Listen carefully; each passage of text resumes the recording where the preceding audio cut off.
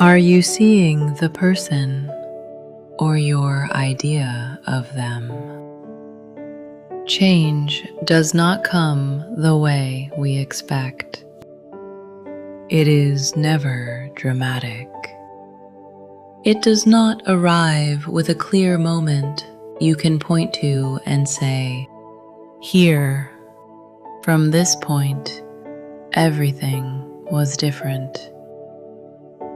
Change comes like fog. It seeps in so gradually, you don't notice at first. Only after a long time, only after you realize you are completely soaked, do you finally understand. Something had been happening all along, quietly proceeding without asking your permission. For most of my life, when conflict arose in a relationship, I looked for the cause outside myself. The other person was irrational, selfish, impossible to understand. When someone failed to meet my expectations, I was disappointed. But as practice deepened, an uncomfortable truth began to surface. In every repeating conflict, in every friction that kept returning in different forms, in every disappointment that appeared wearing different faces, there was always one constant that never changed. Me. Not that I was always wrong and they were always right, but that I was not seeing them as they actually were.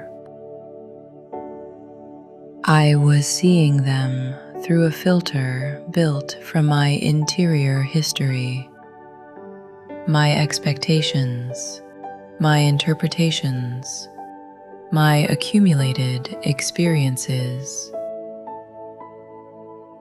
quietly measuring them against standards I had set. And when they fell short of my invisible criteria, I concluded they were the problem. The moment I understood that the measuring instrument itself was mine, that what I believed was objective was in fact entirely personal. The air in my relationships began to change. Not because the other people had changed, because my lens had dissolved. When the lens was gone, I could finally see the person. Here is something I found harder to admit. My kindness was genuinely the problem sometimes. Not because my intentions were bad, but because my kindness was not actually organized around the other person. It was organized around my idea of what the other person needed, which is a different thing. This was clearest in how I treated my daughter when she was young. I gave her what I had decided she needed: pretty dresses, pretty shoes. Every morning I would style her hair in elaborate ways. I believed that what I had dreamed of having but never had, she must also want and need. But my daughter liked trousers. She hated having her hair fussed over. She preferred trainers to dress shoes. I was often frustrated with her. I wanted to see the pretty little girl I had imagined. And so there were stretches of time when I was not really seeing my daughter at all. I was looking only at my idea of what she needed, trying to fulfill that idea. Giving that comes from unexamined assumptions about another person, however genuinely felt the care, never reaches the person it was meant for.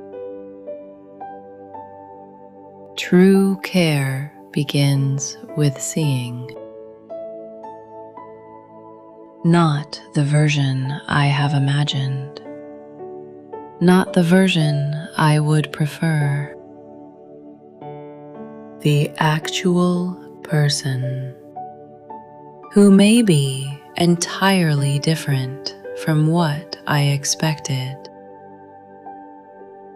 Who may need something I am not prepared to give.